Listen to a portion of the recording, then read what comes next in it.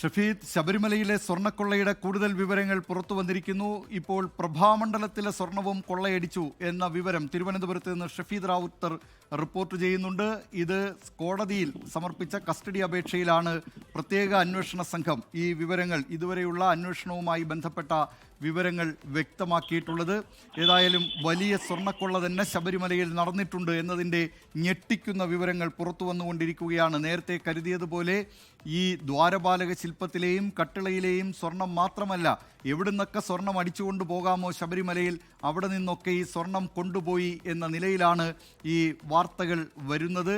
അവിടുത്തെ ശിവരൂപത്തിൽ നിന്ന്, വ്യാളി രൂപത്തിൽ നിന്ന്, ഇവയിൽ നിന്നൊക്കെ ഈ സ്വർണം നഷ്ടമായിട്ടുണ്ട്.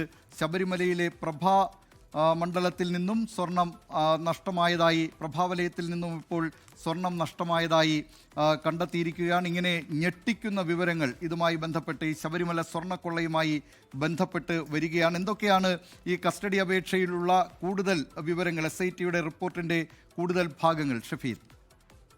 ദിലീപ് കുമാർ, ഒരിക്കൽ കൂടി നമുക്ക് ആ കസ്റ്റഡി അപേക്ഷയിലെ വിവരങ്ങൾ പങ്കുവയ്ക്കാം. അതായത് ഈ ചെന്നൈ അമ്പത്തൂരിൽ പ്രവർത്തിക്കുന്ന പങ്കജ് ഭണ്ഡാരിയുടെ ഉടമസ്ഥതയിലുള്ള സ്മാർട്ട് ക്രിയേഷൻസ്, ഇതുമായി ബന്ധപ്പെട്ട SITക്ക് സംശയമുണ്ടായിരുന്നു.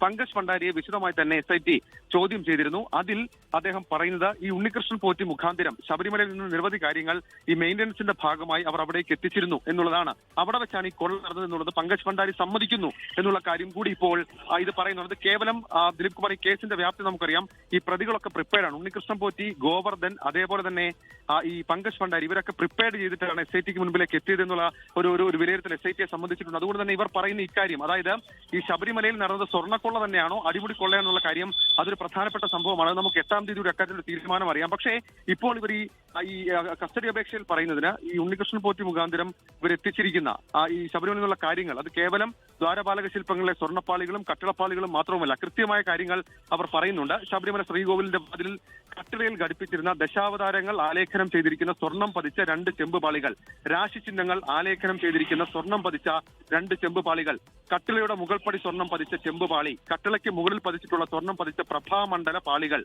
അതിലെ സ്വർണം, അതേപോലെ തന്നെ ഈ ശബരിമലയിലെ ദ്വാരപാലക ശില്പപാളികളും പില്ലർ പ്ലേറ്റുകളിലും പതിച്ചിരുന്ന സ്വർണം, ഇത്രയും കാര്യങ്ങൾ അത് ചെന്നൈ അമ്പത്തൂരുള്ള സ്മാർട്ട് ക്രിയേഷൻസിലേക്ക് എത്തിച്ച് രാസമിശ്രിതം ഉപയോഗിച്ചുകൊണ്ട് വേർതിരിച്ചെടുത്തു.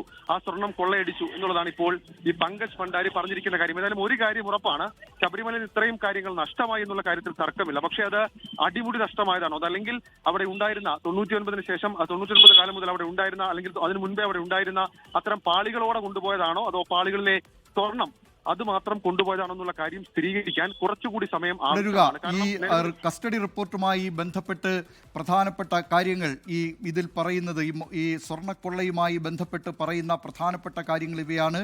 ശബരിമല ദ്വാരപാലക ശില്പത്തിലെയും കട്ടിളപ്പാളിയിലെയും സ്വർണം മാത്രമല്ല തട്ടിക്കൊണ്ടുപോയത് എന്ന കാര്യമാണ് ഇപ്പോൾ പുറത്തു വരുന്നത്. ശ്രീകോവിലിലെ കട്ടിളയ്ക്ക് മുകളിൽ പതിപ്പിച്ച ശിവരൂപ, വ്യാളി രൂപം എന്നിവ അടങ്ങിയിട്ടുള്ള പ്രഭാമണ്ഡലത്തിലെ ആ പാളികളിൽ, അതായത് കട്ടിളപ്പാളിക്ക് മുകളിൽ പതിപ്പിച്ചിട്ടുള്ളതാണ് ഈ ശിവരൂപം, വ്യാളി രൂപം എന്നിവ അടങ്ങിയിട്ടുള്ള ഈ പ്രഭാമണ്ഡലം എന്ന് പറയുന്ന ഭാഗം. ആ പ്രഭാമണ്ഡലത്തിലെ പാളികളിലെ സ്വർണവും കൊള്ളയടിച്ചതായാണ് ഈ പ്രത്യേക അന്വേഷണ സംഘത്തിൻ്റെ റിപ്പോർട്ടിൽ പറയുന്നത്.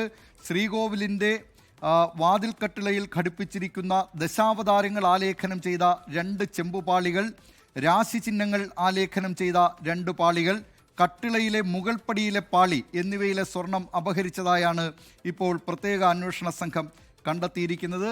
ലോകത്തെവിടെയായാലും ഏത് സമയത്തും 24 വാർത്തകളും ഓഗ്മെന്റഡ് റിയാലിറ്റി പാക്കേജുകളും എക്സ്പ്ലെയിനറുകളും വിശദമായി കാണാൻ ഞങ്ങളുടെ YouTube ചാനൽ നിങ്ങൾക്ക് സബ്സ്ക്രൈബ് ചെയ്യാം.